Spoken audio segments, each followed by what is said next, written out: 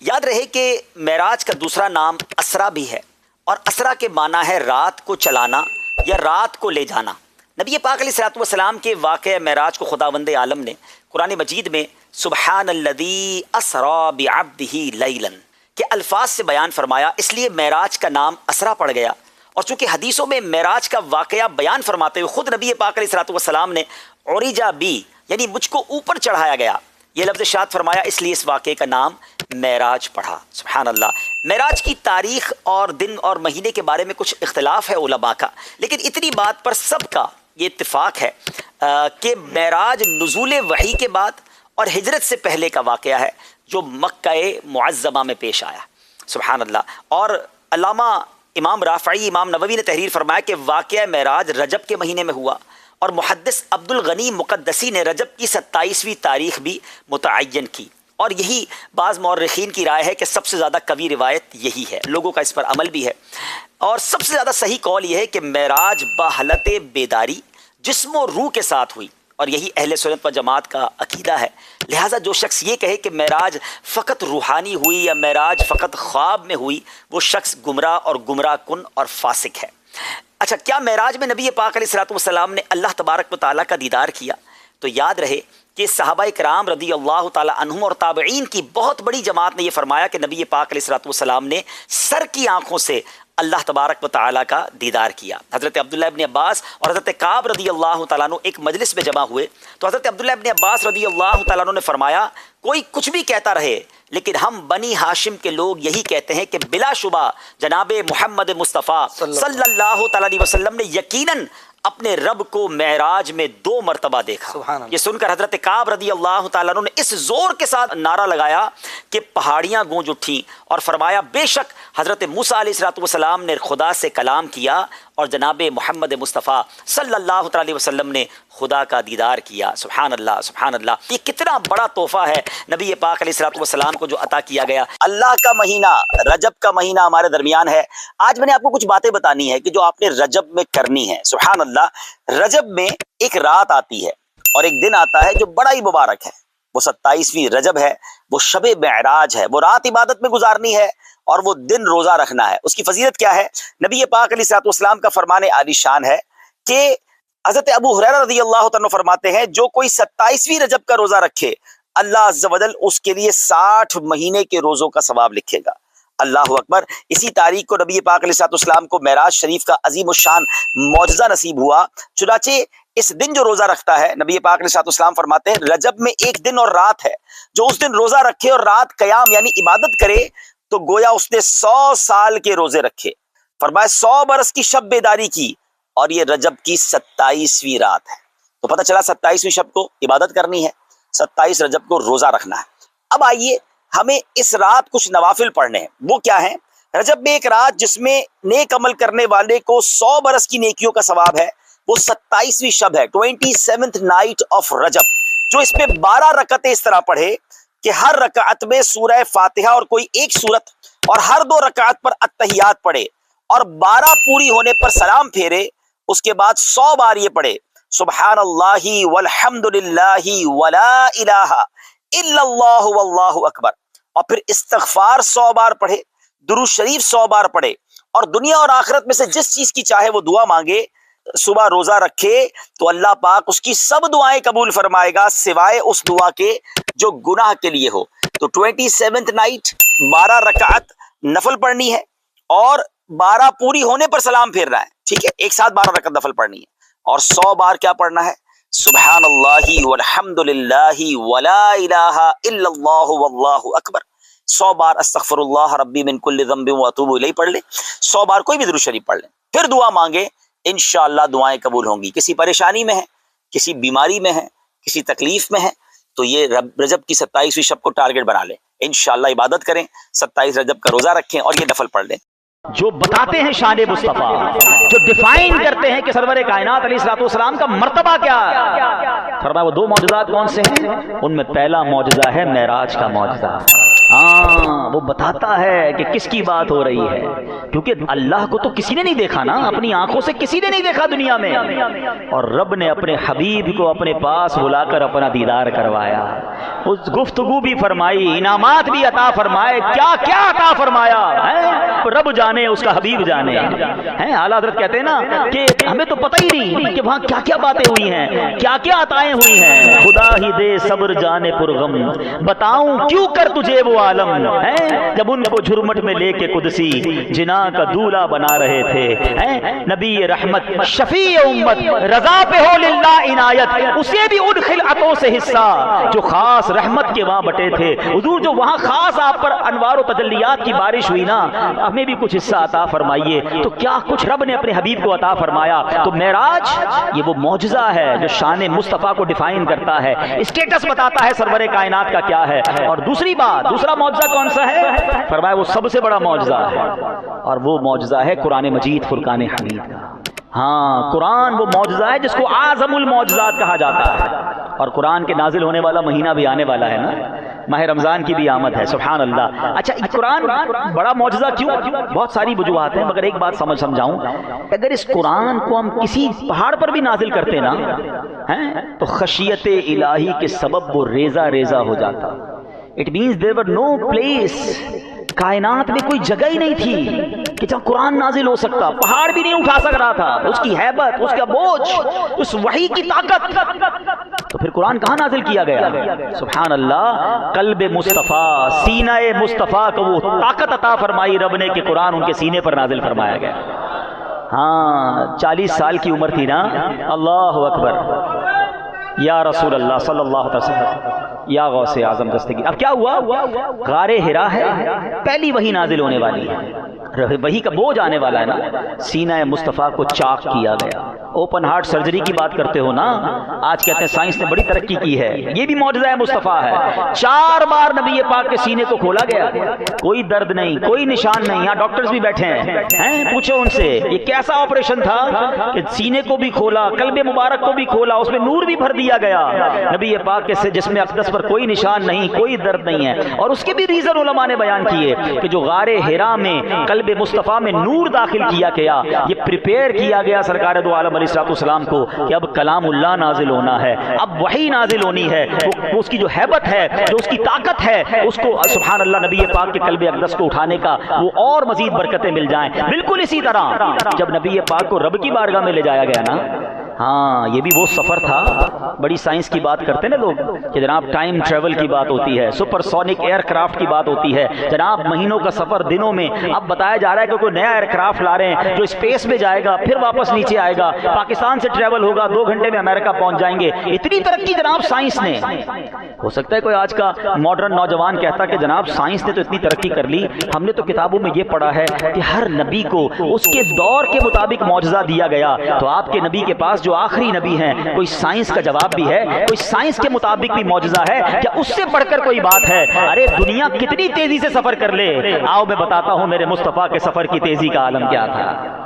ہاں نبی پاک، اچھا پہلے یہ سمجھ لو یہ انعام کتنا بڑا ہے، یہ جو معراج ہے نا، نبی پاک کو رب کا جو دیدار کرایا گیا، it's not an ordinary thing. اچھا اول تو اللہ کا دیدار کرنا ہی آسان نہ تھا نا، کلیم اللہ ہیں حضرت موسیٰ، کلیم اللہ ہے نا، بات کرتے تھے، وائی از کالڈ کلیم اللہ، بات کرنے والے کو، کلام کرنے والے کو کہتے ہیں نا کلیم، اللہ سے بات کرتے تھے۔ اچھا دنیا کا بھی دستور ہے کہ جب آپ کسی سے بات کریں اور اس سے پیار بھی ہو، اس کی رسپیکٹ بھی ہو، تو آپ کے دل میں تمنا جاگتی ہے کہ یار جس سے بات کر رہا ہوں اس کو دیکھ بھی تو لوں، باتیں تو ہو رہی ہیں مگر دیکھا ہی نہیں۔ تو آپ کلیم اللہ ہیں، اللہ سے باتیں کرتے تھے۔ اب اللہ کی بارگاہ میں ریکویسٹ کی گئی، یا اللہ میں تجھے دیکھنا چاہتا ہوں، میرے مولا اپنا دیدار تو کرا دے۔ اچھا وہ بڑی ایکسپیکٹیشن کے ساتھ انہوں نے یہ بات کہی ہوگی، مگر ارشاد کیا ہوا؟ لن ترانی، اے موسیٰ تم مجھے نہیں دیکھ سکتے، ریکویسٹ انکار ہو گیا۔ اب کیا ہوا؟ فرمایا کہ ٹھیک ہے، کوہ طور پر اللہ کریم کی ایک تجلی نازل کی جائے گی، اللہ کا دیدار نہیں، نور کی ایک تجلی، ریفلیکشن۔ اب حضرت موسیٰ نے جب اس کو دیکھا نا تو اس قدر اس کی ہیبت تھی کہ آپ بے ہوش ہو گئے، وہ نور کی تجلی کو برداشت نہ کر سکے، بے ہوش ہو گئے۔ اچھا کلیم اللہ کہہ رہے ہیں اللہ دیکھنا ہے، جواب کیا ہے؟ لن ترانی۔ آج سمجھ لو کلیم اللہ اور حبیب اللہ میں فرق کیا ہوتا ہے۔ ہاں understand the difference between claim Allah and Habib Allah. Claim Allah request کر رہے ہیں، انکار ہو رہا ہے، ڈینائل ہے، اور ادھر جبریل امین کو بھیجا جا رہا ہے کہ میرے حبیب کو میرے پاس لے آؤ. اب اتنا مشکل کام، اتنا ڈفرنٹ کہ وہاں وہ دیدار بھی نہیں کر پا رہے. اب یہ صلاۃ والسلام میں جو شعر پڑھتے ہیں نا، آج آپ کو ذرا صحیح طریقے سے سمجھ آ جائے گا. شاعر کہتے ہیں کہ فرق مطلوب و طالب کا دیکھے کوئی، قصہ طور و معراج سمجھے کوئی. Try to understand the difference between طور and معراج. قصہ طور و معراج سمجھے کوئی بے ہوش جلووں میں گم ہے کوئی. کس کو دیکھا یہ موسیٰ سے پوچھے کوئی، آنکھ والوں کی ہمت پہ لاکھوں سلام. یہ شان ہے میرے آقا کی. ٹھیک ہے. اچھا اب بلایا کس شان سے گیا یہ بھی ذرا سمجھنا ہے. 15ویں پارے کی پہلی آیت ہے سبحان اللہ، جہاں معراج کے واقعے کا کیا شاندار انداز میں ذکر ہے.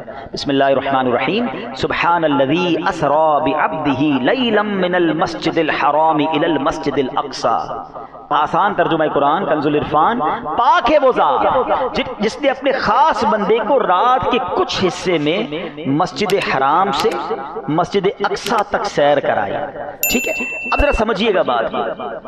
جب بھی پروٹوکول دیکھیں اس پورے سفر کا جو خوبصورت پروٹوکول ہے نا، کہ اب آپ نے کسی شخصیت کو، نارمل آدمی کو بلانا ہو، مثال کے طور پہ آپ نے اپنے آفس سے کسی بندے کو بلانا ہے، آپ کیا کہتے ہیں ذرا گھر پہ آ جانا یا آفس آ جانا. آپ کو پتہ خود ہی آ جائے گا، موٹر سائیکل پہ آ جائے گا، رکشا کرا کے آ جائے گا. آپ بادر نہیں کرتے کیسے آئے گا. کسی مہمان کو بلانا ہو، با عزت شخصیت کو بلانا ہو، آپ کہتے ہیں حضور کنوینس کا انتظام ہے یا ورنہ میں اپنی گاڑی بھیج دوں. اچھا یہ بھی ایک نارمل حد تک ہے، لیکن واقعی کوئی بہت اہم شخصیت ہے تو آپ اپنی گاڑی بھیجتے ہیں. اور اس سے بھی زیادہ کوئی بلوڈ، کوئی بہت ریسپیکٹفل آپ کے پیر صاحب ہوں، آپ خود جاتے ہیں یا اپنے گھر کے کسی مین آدمی کو بھیجتے کہ بھائی جا کر بزرگوں کو ادب سے لے آؤ. ہے نا، یہ پروٹوکول دنیا میں بھی ہے. اللہ کریم نے اپنی بارگاہ میں اپنے حبیب کو بلانا تھا تو بلانے کے لیے بھیجا کس کو؟ فرشتوں کے سردار ہیں، روح الامین جبریل امین، وہ آ رہے نبی پاک کے پاس. اچھا کمال دیکھیں کہ پیارے آقا تو آرام فرما رہے تھے. ام ہانی رضی اللہ تعالیٰ عنہ کے گھر نبی پاک آرام فرما رہے ہیں. اچھا اس معراج کی بہت ساری حکمتیں ہیں. میں پچھلے بیانات میں حکمت معراج پر بہت بات کر چکا ہوں، تو میں آج بہت زیادہ حکمتوں پر بات نہیں کروں گا، مگر ایک بڑی خوبصورت بات. یہ جو سال تھا نا جس سال نبی پاک کو معراج کروائی گئی، ٹھیک ہے، اس کو عربی میں عام الحزن کہتے ہیں، غموں کا سال. اس سال بڑے غم لگے تھے نبی پاک علیہ السلام. حضرت خدیجہ کا انتقال اسی سال ہوا تھا.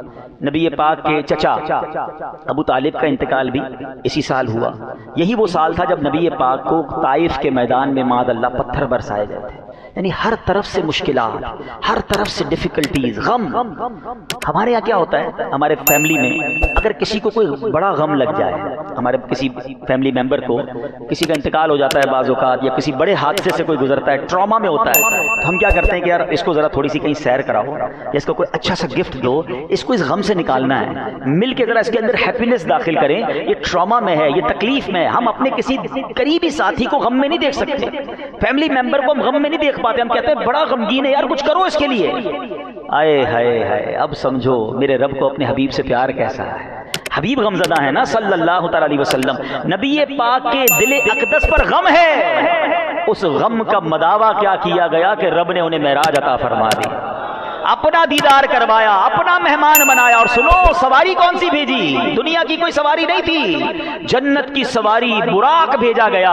نبی پاک کو براق پر سوار کروا کر. اچھا ٹریول کی سپیڈ کیا تھی؟ آج لوگ کہتے ہیں یار سپورٹس کار بڑی تیز چلتی ہے. ارے اس سے زیادہ جناب جاپان کی ٹرین بتاتے ہیں وہ 500 کلومیٹر کی رفتار سے چلتی ہے. ارے جناب بڑی فاسٹ ایئر کرافٹ آ گئے ہیں. سنو یہ کیسا سپیڈی ٹریول تھا کہ نبی پاک اس رات مسجد اقصی بھی گئے، انبیاء کی امامت بھی کی، انبیاء سے ملاقات اور گفتگو بھی کی. پہلے آسمان پر پہنچے، وہاں نبیوں سے ملاقات، دوسرے تیسرے چوتھے پانچویں چھٹے ساتویں آسمان، پھر سدرۃ المنتہا پر پہنچے جہاں جبریل امین بھی پیچھے رہ گئے. کہتے حضور آگے میں بھی نہیں جا سکتا، کوئی آگے نہیں جا سکتا.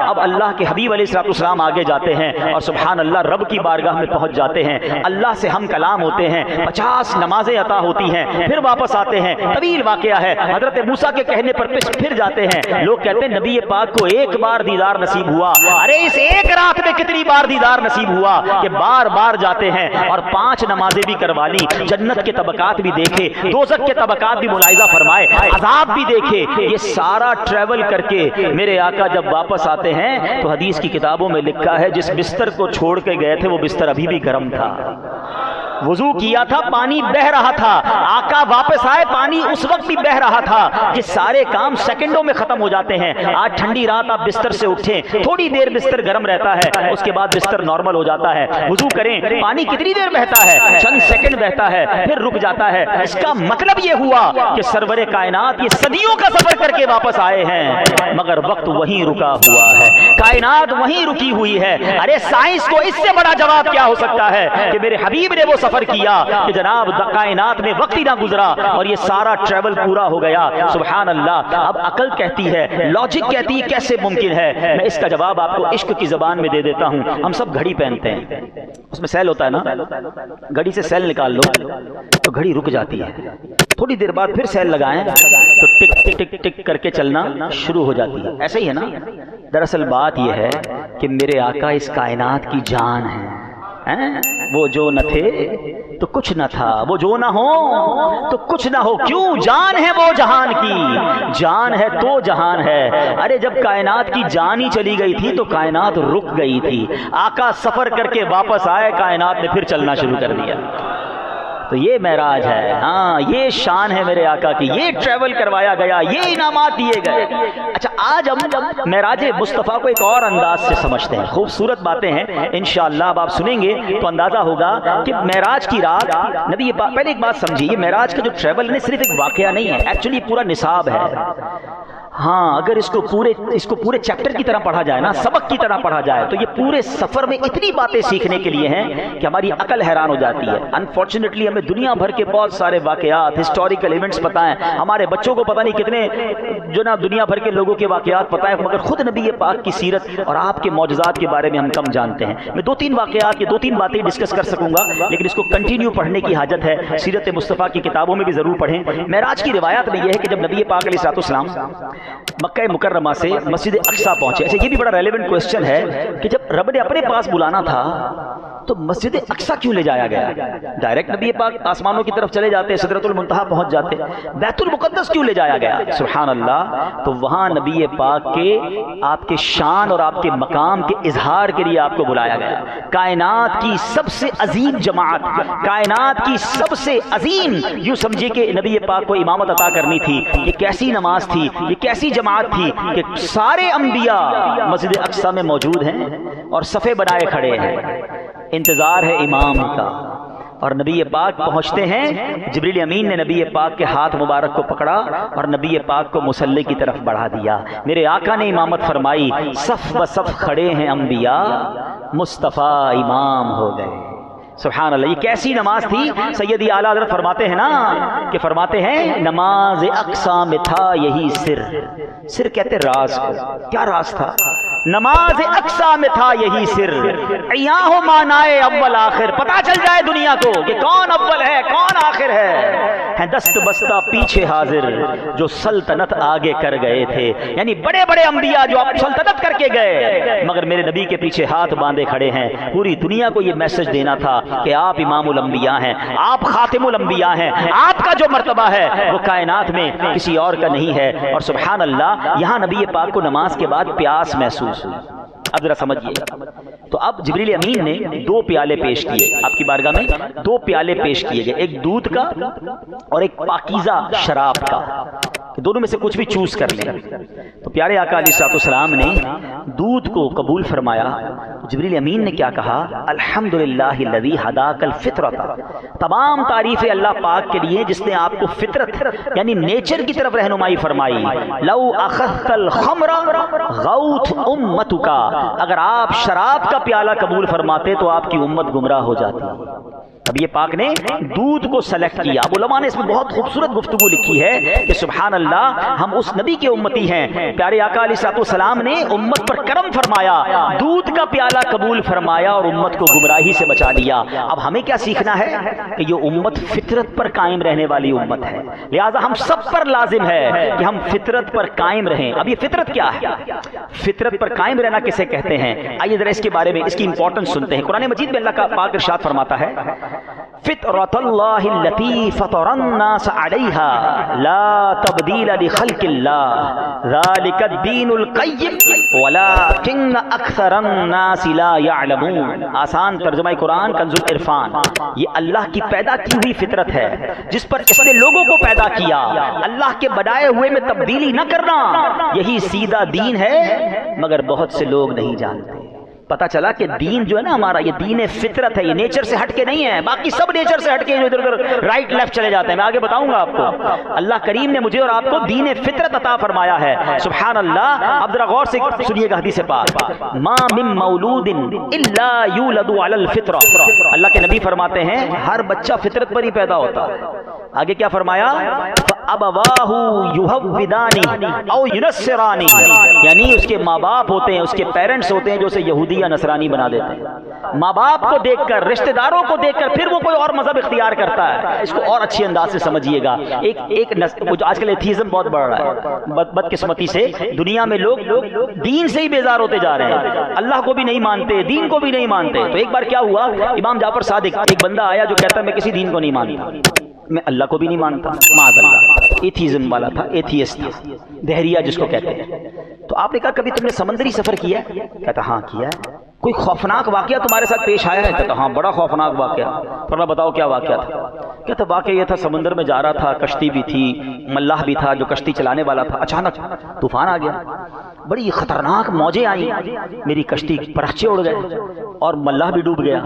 میں پریشان, میں نے ایک تختہ پکڑ لیا, تختے کو لے کر چلتا رہا, آخر کار وہ تختہ بھی ٹوٹ گیا. اب اتنا بڑا سمندر, میں اکیلا, پھر بھی میں تیرتا رہا. اچانک موجیں آئیں, موجوں نے اٹھا کر مجھے ساحل پر پھینک دیا اور میں بچ گیا. امام جعفر صادق رحمۃ اللہ تعالیٰ نے کیا فرمایا, ذرا سنیے گا. آپ نے فرمایا کہ جب تم سمندر میں اترے تھے تمہیں کشتی پر اور ملاح پر اعتماد تھا, کشتی چلانے والے پر. اس کے بعد کشتی تمہاری پرچے اڑ گئی, ٹوٹ گئی, پھر تم نے تختہ پکڑ لیا, تمہیں تختے پر اعتماد تھا. اس کے بعد تختہ بھی چلا گیا. اب تو تم تنہا تھے نا, پھر کسی پر امید تھی تمہیں کہ تم بچ جاؤ گے؟ کہتے ہیں ہاں, دل کے کسی کونے میں امید ضرور تھی کہ شاید میں بچ جاؤں گا, میں اسی لیے تیرتا رہا. حضرت امام جعفر صادق نے پتہ کیا کہا؟ سبحان اللہ. آپ فرماتے ہیں یہ جو تمہیں خوفناک حالت میں بھی جو تجھے ایک امید تھی نا تو بچ جائے گا, جس ہستی پر تجھے بھروسہ تھا اسی کو خدا کہتے ہیں. تیرے دل میں جو یہ آخری امید جو تھی نا, یہی وہ رب ہے جس نے امید ڈالی تھی تیرے دل میں, اس نے تجھے ڈوبنے سے بچا لیا. اللہ اکبر. وہ سوچنے لگا کہ بات تو ٹھیک ہے, کلمہ پڑھ کر مسلمان ہو گئے. تو ہمارا دین ایکچولی دین فطرت ہے. ہمیں نیچر سے ہٹ کے کچھ نہیں کرنا, ہمیں نیچر کو فالو کرنا ہے. اور میں آپ کو یہ بھی بتاؤں کہ احادیث میں فطرت کی عادتیں بھی بتائی گئی ہیں جو اللہ پاک نے جس فطرت پر مجھے اور آپ کو بنایا ہے. انفارچونیٹلی آج کل لوگ فطرت کو خود چینج کر رہے ہیں. اسلام کو برا بھلا کہنے والے ایکچولی خود فطرت اور اسلام کے خلاف جا رہے ہیں. سنیے, ہماری امی جان بی بی عائشہ صدیقہ طیبہ طاہرہ رضی اللہ تعالیٰ فرماتی ہیں کہ رسول پاک علیہ الصلوۃ والسلام نے فرمایا 10 چیزیں فطرت سے ہیں, اور ان 10 میں سے کچھ میں بیان کر دیتا ہوں جو فطرت سے ہیں. فرمایا مونچھیں چھوٹی کرنا, داڑھی کو بڑھانا, مسواک کرنا, ناک میں پانی چڑھانا, ناخن کاٹنا, بغل اور ناف کے نیچے کے بالوں کو صاف کرنا. فرمایا پانی سے استنجا کرنا. یہ سب انسانی فطرت میں سے ہیں. اب آج دیکھیں ماڈرنائز کے نام پر ان میں سے کتنی چیزیں چینج ہوتی جا رہی ہیں. اب داڑھی رکھنے والے کم ہو گئے, وہ سمجھتے داڑھی رکھنے والا کوئی عجیب ہے. نہیں, داڑھی فطرت میں ہے, اس کو نہ رکھنے والا فطرت کے خلاف کر رہا ہے. اور یہ تمام چیزیں جو بیان کی گئی یہ ہماری فطرت سے ہیں اور یہ انسان کے نیچر کے قریب ہیں, مگر بدقسمتی سے لوگ اس کو فالو نہیں کرتے. اے میرے پیارے اسلامی بھائیوں, اب آگے چلتے ہیں. سفر معراج میں ایک تو فطرت کے بارے میں سیکھنے کو ملا کہ ہمیں فطرت پر باقی رہنا ہے. پھر فرمایا کہ سفر معراج میں یہ ایکچولی سفر جو تھا نا, یہ علم دین حاصل کرنے کے لیے سفر تھا. ہاں, نبی پاک علیہ الصلوۃ والسلام کو رب نے حکم فرمایا وقر رب زدنی علما, عرض کرو اے میرے رب میرے علم میں اضافہ فرما. آپ دعا کرتے تھے, بار بار دعا کرتے تھے, اے اللہ میرے علم میں اضافہ فرما. تو سبحان اللہ, یاد رکھیے کہ یہ ایک ایسا سفر تھا, اس میں نبی پاک کو ایک ایسا علم عطا کرنا تھا جس کا علم کائنات میں کسی کو بھی نہیں تھا کہ سدرۃ المنتہا سے آگے کیا ہے. فرشتے بھی نہیں جا پا رہے, جبریل امین بھی نہیں جا پا رہے, وہاں اللہ کے رازوں میں سے راز تھے.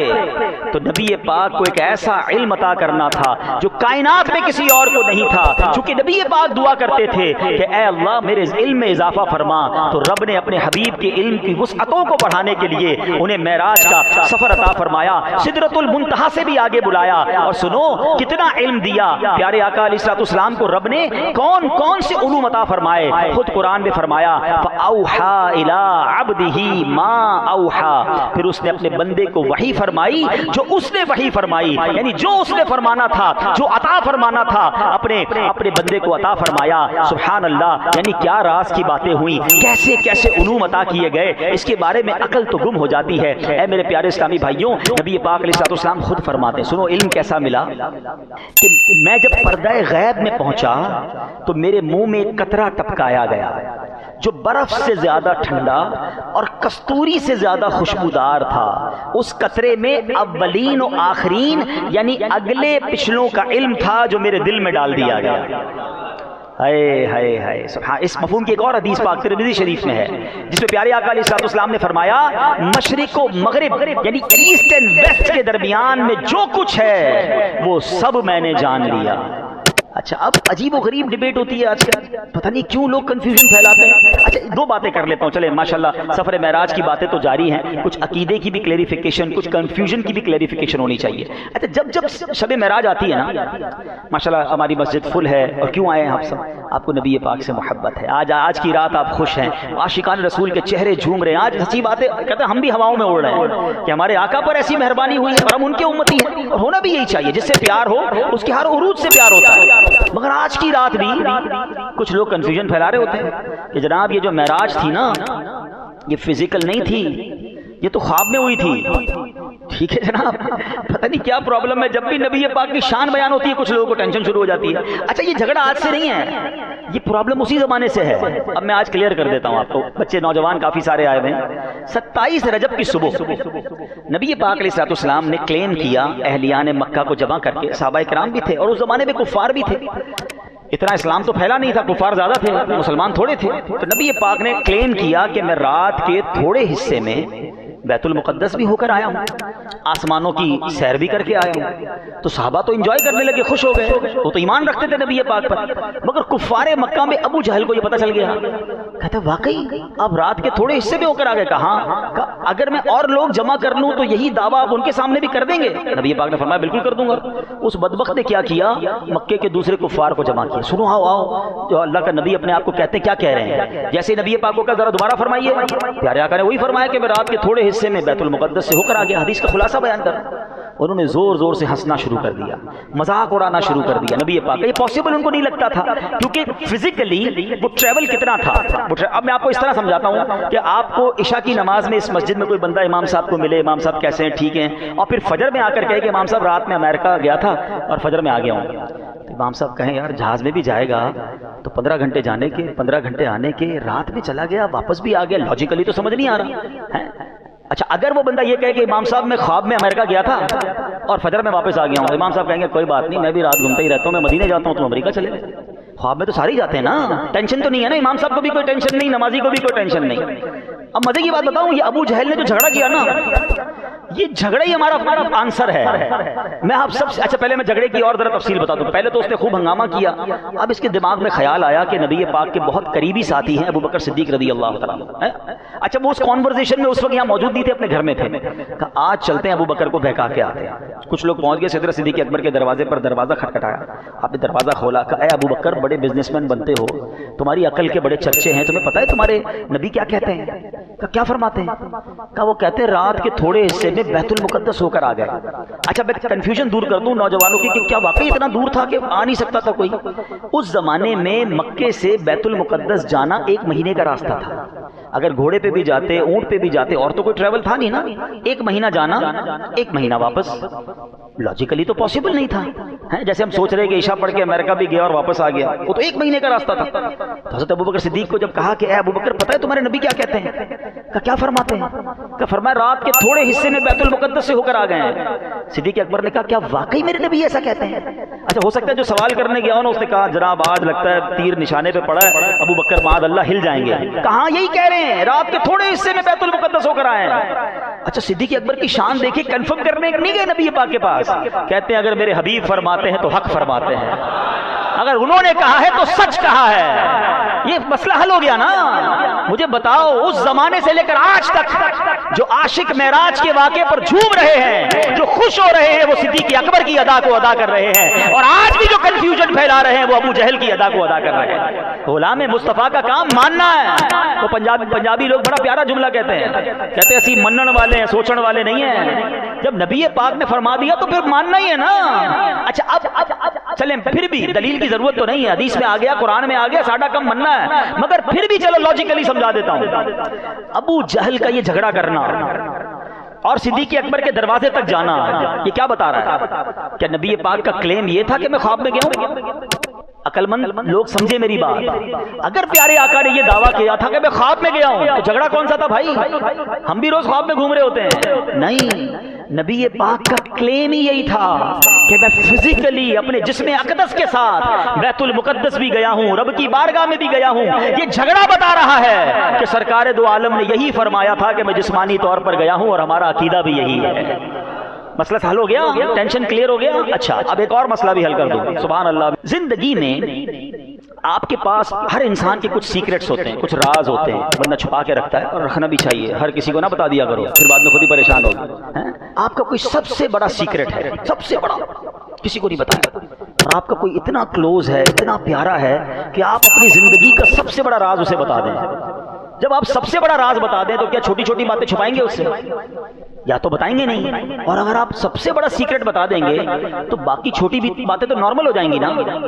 لوگ کہتے ہیں نبی پاک کے پاس علم غیب تھا یا نہیں تھا, علم غیب تھا, اسی بحث میں پڑے ہوئے. اللہ کے بندوں اور کام کرو نا یار. اللہ کے حبیب علیہ الصلوۃ والسلام کی شان کم کرنے میں تمہیں ٹائم ملتا ہے. میں آپ سے پوچھتا ہوں دنیا کا سب سے بڑا علم غیب کیا ہے؟ دنیا کی سب سے بڑی غیب کیا ہے؟